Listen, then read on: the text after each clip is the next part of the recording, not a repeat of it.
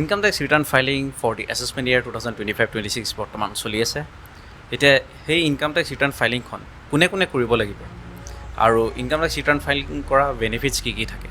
আৰু যদি income tax ৰিটাৰ্ণখন যদি ফাইল নকৰে তেন্তে কেনে ধৰণৰ সমস্যা আপুনি সন্মুখীন হ'বলগীয়া হ'ব পাৰে জানিব এই ভিডিঅ'টোতে।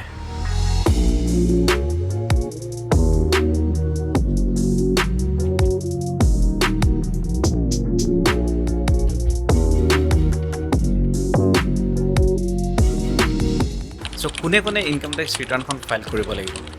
যাৰ এনুৱেল ইনকাম বেচিক এক্সামশ্যন লিমিটতকৈ যদি বেছি হয়। এনুৱেল ইনকাম মানে হৈছে আপোনাৰ 1 এপ্ৰিল 2024 পৰা মাৰ্চ 31, 2025 লৈকে এই পিৰিয়ডটোৰ ভিতৰত আপোনাৰ ইনকাম যদি বেচিক এক্সামশ্যন লিমিট যদি ক্ৰছ কৰিছে, মানে বেচিক এক্সামশ্যন লিমিট বৰ্তমান 3 lakhs তাতকৈ যদি এবভ হৈছে তেন্তে আপুনি ইনকাম টেক্স ৰিটাৰ্ণখন ফাইল কৰা মেণ্ডেটৰী হৈ পৰে। তেনে ক্ষেত্ৰত যিসকল চেলাৰিড ইণ্ডিভিজুৱেল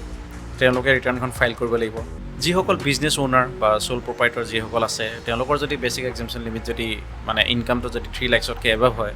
তেওঁলোকৰ ক্ষেত্ৰত ইনকাম টেক্স ৰিটাৰ্ণ ফাইলিংটো মেণ্ডেটৰী। যিসকল প্ৰফেচনেল ছাৰ্ভিচ দি আছে তেওঁলোকৰ ক্ষেত্ৰতো একেই। যিসকল ট্ৰেডাৰ্ছ হয় তেওঁলোকেও এইটো কথা মন কৰিব লাগিব, যদি তেওঁলোকৰ ইনকাম বোলে বেচিক এক্সামশ্যন লিমিটতকৈ যদি ক্ৰছ কৰিছে তেন্তে তেওঁলোকৰো ইনকাম টেক্স ৰিটাৰ্ণ ফাইলিংখন মেণ্ডেটৰী হৈ পৰে। অনলাইন গেমছ, যিসকলে অনলাইন গেমিং কৰি পেলাই ইনকাম জেনেৰেট কৰিছে, বেটিং হওক বা বিভিন্ন ধৰণৰ যিবোৰ অনলাইন গেম এভেইলেবল হৈ আছে এতিয়া, তাৰ পৰা যদি ইনকাম জেনেৰেট হৈছে আৰু সেই ইনকাম বোলে আপোনাৰ বেচিক এক্সামশ্যন লিমিট ক্ৰছ কৰিছে তেতিয়া তেনেকুৱা ক্ষেত্ৰতো আপুনি ইনকাম টেক্স ৰিটাৰ্ণ ফাইলিংটো কৰা মেণ্ডেটৰী হৈ পৰে। আৰু ইনকাম টেক্স ৰিটাৰ্ণ ফাইলিংটো মেণ্ডেটৰী এইটো কাৰণেও হয় কাৰণ তাত অনলাইন গেমিঙৰ পৰা যিটো ৰেভিনিউ আহে সেইটোত ডাইৰেক্টলি TDS কাটি আহে, আৰু TDS কটা মানে ইনকাম টেক্স ৰিটাৰ্ণ ফাইলিংটো মেণ্ডেটৰী। যিসকল ইউটিউবাৰ যাৰ ইউটিউব চেনেলটো মনিটাইজ হৈ আছে তাৰ পৰা যদি ইনকাম জেনেৰেট হৈ আছে তেন্তে তেনেকুৱাবোৰ ক্ষেত্ৰতে ইনকাম টেক্স ৰিটাৰ্ণ ফাইলিংখন মেণ্ডেটৰী। ফ্ৰীলেঞ্চাৰ্ছ হওক বা যিকোনো ধৰণৰ ইনফ্লুৱেঞ্চাৰ যদি আছে তেনেকুৱাবোৰ ক্ষেত্ৰতো যদি ইনকাম জেনেৰেট হৈছে কিবা এক্টিভিটিজ প্ৰভাইড কৰি মেলি তেতিয়া তেনেকুৱা ক্ষেত্ৰতো ইনকাম টেক্স ৰিটাৰ্ণ ফাইলিংখন মেণ্ডেটৰী। এতিয়া প্ৰপাৰ্টি যদি পাৰ্চেছ কৰিছে বা চেল কৰিছে তেনেকুৱাবোৰ ক্ষেত্ৰতো ইনকাম টেক্স ৰিটাৰ্ণ ফাইলিংখন মেণ্ডেটৰী, কাৰণ প্ৰপাৰ্টি ট্ৰান্সফাৰ কৰা মানে কেপিটেল গেইনৰ কথাটো আহি পৰে আৰু তেতিয়াই আপোনাৰ ইনকাম টেক্স ৰিটাৰ্ণ ফাইলিংখন মেণ্ডেটৰী হৈ যায়। কোনোবা এজন ব্যক্তিৰ বোলে কোনো ধৰণৰ ইনকাম নাই কিন্তু তেখেতে বোলে ইনভেষ্টমেণ্ট কৰিছে, খুব ইনভেষ্টমেণ্ট মিউচুৱেল ফাণ্ডত ইনভেষ্টমেণ্ট কৰিছে বা ফিক্সড ডিপ'জিট কৰিছে, তেনেকুৱাবোৰ ক্ষেত্ৰতো ইনকাম টেক্স ৰিটাৰ্ণ ফাইলিংখন মেণ্ডেটৰী হৈ পৰে। আৰু এই চিটুৱেশ্যনটো সেই তেতিয়া আহি পৰে যদিহে কোনোবা এজন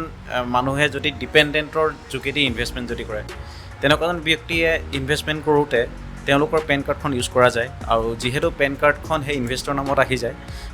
তেতিয়া ইনকাম টেক্স ৰিটাৰ্ণ ফাইলিংখন মেণ্ডেটৰী হৈ পৰে, কাৰণ তেতিয়া অলৰেডি শ্ব' কৰে যে তেখেতে ইমান টকাৰ এটা ইনভেষ্টমেণ্ট কৰিছে। ফৰেইন ট্ৰেভেলিং যদি কৰিছে তাত যদি এক্সপেণ্ডিচাৰ হৈছে আৰু কোনোবা যদি তাত পঢ়িও আছে তেতিয়া মানে কি হয় আপোনাৰ ফৰেইন কাৰেঞ্চি কিনিবলগীয়া হয়, আৰু ফৰেইন কাৰেঞ্চি কিনাৰ লগে লগে আপোনাৰ শ্ব' হৈ যায় যে আপুনি আপোনাৰ পেন কাৰ্ডৰ এগেইনষ্টত এইখিনি ট্ৰেঞ্জেকশ্যন হৈছে, আৰু যেতিয়া তেনেকুৱা এটা ট্ৰেঞ্জেকশ্যন হয় তেতিয়া আপুনি লাইবল হৈ যায় ইনকাম টেক্স ৰিটাৰ্ণ ফাইলিং কৰাটো। চ' যিসকলে ফৰেইন ট্ৰেভেলিং কৰি আছে বা যিসকলে ফৰেইন এক্সপেণ্ডিচাৰ কৰি আছে পঢ়িবলৈ কাৰণে বা ফুৰিবৰ কাৰণে, তেনেকুৱা ক্ষেত্ৰত যদি তেনেকুৱা ফৰেইন কাৰেঞ্চি কিনিছে তেন্তে ইনকাম টেক্স ৰিটাৰ্ণ ফাইলিং কৰাটো মেণ্ডেটৰী। কাৰোবাৰ যদি ফৰেইন এছেট আছে আৰু সেই এছেটটোৰ যোগেদি বোলে আপুনি ইনকাম জেনেৰেট কৰি আছে তেন্তে তেনেকুৱা এজন ব্যক্তিও ইনকাম টেক্স ৰিটাৰ্ণ ফাইলিংটো মেণ্ডেটৰী। আপুনি যদি গোটেই ফিনেন্সিয়েল ইয়েৰটোত মানে 1 এপ্ৰিল 2024 পৰা 31 মাৰ্চ 2025ৰ ভিতৰত যদি এখন গাড়ী কিনিছে যিখনৰ দাম 10 lakhs বা তাতকৈ যদি বেছি হয় তেনেকুৱা ক্ষেত্ৰতো আপোনাৰ TCS কালেক্ট কৰা হয় আৰু তেতিয়াও আপোনাৰ ইনকাম টেক্স ফাইলিংটো মেণ্ডেটৰী হৈ পৰে। কোম্পানী যদি চলাই আছে তেন্তে তেনেকুৱাবোৰ ক্ষেত্ৰতো আপুনি ইনকাম টেক্স ৰিটাৰ্ণ ফাইলিং কৰিবই লাগিব।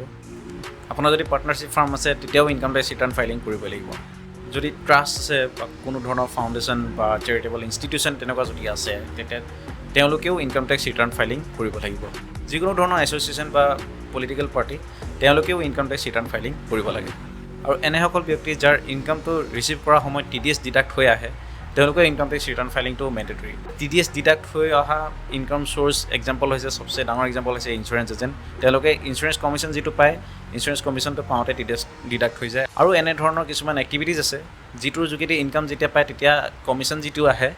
কমিশ্যনটোৰ পৰা TDSটো ডিডাক্ট হৈ আহে। যেনেকৈ হ'ল CSC চেণ্টাৰো আছে, CSC চেণ্টাৰ সকলৰ ইনকাম টেক্স ৰিটাৰ্ণ ফাইলিংটো কৰাটো মেণ্ডেটৰী। কাৰোবাৰ যদি কেছ ট্ৰেঞ্জেকশ্যন হৈছে বেংকত more than 1 crore in the financial year তেওঁলোকেও ইনকাম টেক্স ৰিটাৰ্ণ ফাইলিংটো কৰাটো মেণ্ডেটৰী হৈ পৰে। ইনকাম টেক্স ৰিটাৰ্ণ ফাইলিং কৰাৰ বেনিফিটছ কি? ফাৰ্ষ্ট এণ্ড ফৰমষ্ট পইণ্টটো হৈছে আপোনাৰ যিটো TDS ডিডাক্ট হয় সেইটো ৰিফাণ্ড পাব। ইনকাম টেক্স ৰিটাৰ্ণ ফাইলিং কৰিলে আপোনাৰ এক্সেচিভ TDS যিটো ডিডাক্ট হৈ আছে সেইটো আপুনি ক্লেইম কৰিব পাৰে। আৰু যদি আপুনি ইনকাম টেক্স ৰিটাৰ্ণ ফাইলিং কৰোঁতে যদি এনেকুৱা হৈছে যে আপুনি টেক্স পেয়েবল হৈছে তেন্তে যিহেতু আপুনি আগতীয়াকৈ TDSটো যিহেতু ডিডাক্ট কৰোঁতে মানে পে'মেণ্ট কৰাৰ নিচিনাই বুজায় তেতিয়া ৰিমেইনিং এমাউণ্ট যিটো আছে সেইটোহে পে' কৰিব মানে টেক্স ডিউ যিটো থাকে সেই টেক্স ডিউটোৰ লগত আপোনাৰ TDSটো এডজাষ্টমেণ্ট হৈ যায় TDS হওক বা এডভান্স টেক্স বা অন্যান্য কিবা টেক্স যদি আগতে পে' কৰি দিছে তেন্তে সেইখিনি আপোনাৰ এডজাষ্টমেণ্ট হ'ব এডজাষ্টমেণ্ট হোৱাৰ পিছত আপোনাৰ যিটো ৰিমেইনিং এমাউণ্ট থাকে সেইটোহে আপুনি পে' কৰিব লাগিব ছেকেণ্ড মোষ্ট ইম্পৰ্টেণ্টটো হৈছে আপুনি যদি এজন ব্যৱসায়ী মানুহ হয় এজন যদি ট্ৰেডাৰ হয় তেনেকুৱাবোৰ ক্ষেত্ৰত আপোনাৰ লছেছ বহুত হয় বা আপোনাৰ যদি মিউচুৱেল ফাণ্ড ট্ৰেনজেকশ্যন হয় আপুনি মিউচুৱেল ফাণ্ড চেল পাৰ্চেছ যদি কৰিছে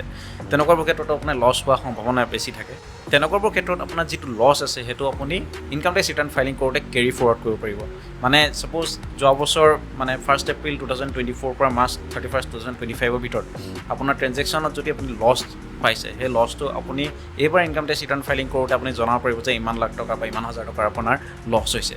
তো এই লছটো আপুনি কেৰি ফৰৱাৰ্ড যেতিয়া কৰি ল'ব তেতিয়া নেক্সট ইয়েৰ যদি আপোনাৰ প্ৰফিট হয় যিমানটো প্ৰফিট হৈছে সেই প্ৰফিটটোৰ পৰা আপোনাৰ এই বছৰ লছ যিটো আছে সেই লছটো আপুনি এটা এডজাষ্টমেণ্ট কৰি মেলি ৰিমেইনিং এমাউণ্টটো যিটো থাকিব সেইটোহে আপোনাৰ টেক্সেবল হ'ব তো সেই সুবিধাটো সেই তেতিয়াই হ'ব যদি আপুনি ইনকাম টেক্স ৰিটাৰ্ণ ফাইল যদি ডিউ ডেটৰ ভিতৰত যদি কৰে তেতিয়াহে আপুনি সেই লছ কেৰি ফৰৱাৰ্ড সুবিধাটো আপুনি এভেইল কৰিব পাৰিব লোন এপ্ৰুভেলৰ কাৰণে আপোনাৰ ইনকাম টেক্স ৰিটাৰ্ণ ফাইলিঙৰ যিখন একনলেজমেণ্ট কপি সেই কপিটোৱে বহুত ডাঙৰ এটা ইম্পৰ্টেণ্ট ৰোল প্লে কৰে কাৰণ আপুনি যেতিয়া যিকোনো ধৰণৰ ফাইনেন্সিয়েল ইনষ্টিটিউশ্যন বা বেংক হওক সেই তেনেকুৱা এটা জেগাৰ পৰা আপুনি যদি লোন এপ্লাই কৰিবলৈ যায় তেতিয়া চবচে প্ৰথমে খালি এটাই কথা সোধে যে আপোনাৰ ইনকাম টেক্স ৰিটাৰ্ণ ফাইলিং কৰা আছে নে নাই আৰু ইনকাম টেক্স ৰিটাৰ্ণ ফাইলিং যদি কৰা আছে আৰু যেতিয়া সেই ডকুমেণ্টখন দিয়ে তেতিয়া আপোনাৰ গম পোৱা যাব যে আপোনাৰ লোনৰ এপ্ৰুভেলৰ কথা along with the applicable interest rate with respect to your CIBIL score visa application যদি কৰিব বিচাৰে তেতিয়াও ইনকাম টেক্স ৰিটাৰ্ণ ফাইলিঙৰ ডকুমেণ্টখন বিচাৰিব আৰু তাত বিচাৰে এটাই কাৰণ আপুনি যে যিহেতু এব্ৰড যাব বিচাৰিছে এব্ৰড যোৱাৰ আপোনাৰ কেপেবিলিটিছ আছে নে নাই আৰু সেই কেপেবিলিটিছ চেক কৰা এটাই মাধ্যম যে আপোনাৰ চ'ৰ্চ অফ ইনকাম কিমান আৰু চ'ৰ্চ অফ ইনকাম প্ৰুফ যিটো হয় সেইটো আপোনাৰ ইনকাম টেক্স ৰিটাৰ্ণ ফাইলিংখনে এটা জেনুইন ডকুমেণ্ট সেইটো ডকুমেণ্ট চোৱাৰ পিছতে আপোনাৰ সেই ভিজা এপ্লিকেশ্যনৰ এপ্ৰুভেলৰ কথাটো আহি পৰে যদি বোলে আপোনাৰ ইনকাম টেক্স ৰিটাৰ্ণ ফাইলিং কৰাটো মেণ্ডেটৰী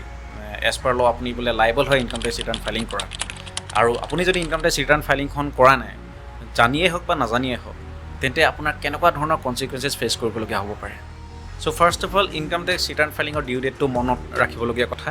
আৰু ডিউ ডেট যেতিয়াই পাৰ হৈ যায় তেতিয়া আপোনাৰ লেট ফি এপ্লিকেবল হৈ যায় যদি আপোনাৰ এনুৱেল ইনকামটো যদি 5 লাখতকৈ যদি তলত আছে তেন্তে আপোনাৰ লেট ফি এমাউণ্টটো 1000 ৰুপিজ হ'ব আৰু যদি 5 লাখতকৈ যদি বেছি হয় এনি এমাউণ্ট তেতিয়া আপোনাৰ লেট ফি 5000 হ'ব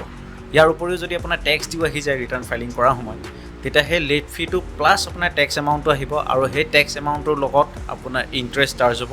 1% per month up to the date when you will be paying tax due আহি গ'লে সেই এমাউণ্টটোৰ লগতে আপোনাৰ এডভান্স টেক্সৰ প্ৰভিজনটো আহি যায় as per income tax act আৰু তাৰ এডভান্স টেক্স নিদিয়াৰ কাৰণে আপোনাৰ যিটো ইণ্টাৰেষ্ট থাকে সেইটো আপোনাৰ এই টেক্স এমাউণ্টৰ ইণ্টাৰেষ্টৰ লগত যোগ হৈ যাব so' as a result tax amount plus interest on tax plus interest on advance tax plus the late fees এই গোটেইকেইটা বস্তু ইনক্লুড হৈ পেলাই আপুনি যিটো এমাউণ্ট হ'ব সেইটো আপুনি দিবলগীয়া হ'ব পাৰে as per rule income tax due যদি 25,000তকৈ যদি বেছি হয় আৰু আপুনি যদি তেতিয়াও ইনকাম টেক্স ৰিটাৰ্ণখন যদি ফাইল কৰা নাই আৰু যদি কিবা নটিছো আহিছে তেতিয়াও যদি কোনো ধৰণৰ ৰেছপন্স দিয়া নাই বা ফাৰ্ডাৰ কমিউনিকেশ্যন যদি ইনকাম টেক্স ডিপাৰ্টমেণ্টৰ যোগেদি যদি আহিছে তেতিয়াও যদি আপুনি কোনো ধৰণৰ ৰিপ্লাই দিয়া নাই তেনে তেনেকুৱাবোৰ ক্ষেত্ৰত আপোনাৰ ইমপ্ৰিজনমেণ্ট হোৱালৈকে আপোনাৰ সম্ভাৱনা থাকে গতিকে সকলোবোৰ কথা লক্ষ্য ৰাখি এনেকুৱাবোৰ সমস্যা যাতে সন্মুখীন হ'বলগীয়া নহয় আৰু ইনকাম টেক্স ৰিটাৰ্ণ ফাইলিং কৰা যদি বেনিফিটছখিনি যদি এভেইল কৰিব পাৰে তেনে সময়মতে ইনকাম টেক্স ৰিটাৰ্ণ ফাইলিং কৰাটো খুবেই প্ৰয়োজনীয় নিজলৈ ভাল কৰি থ'লে চ' ইনকাম টেক্স ৰিটাৰ্ণখন কেনেকৈ ফাইল কৰিব লাগে সেইটোৰ বিষয়ে যদি গাইডেঞ্চ বিচাৰে তেন্তে আপুনি নিজৰ ওচৰৰ কোনোবা যদি কনচাল্টেণ্ট আছে তেওঁলোকৰ ওচৰত যোগাযোগ কৰিব পাৰে বা CA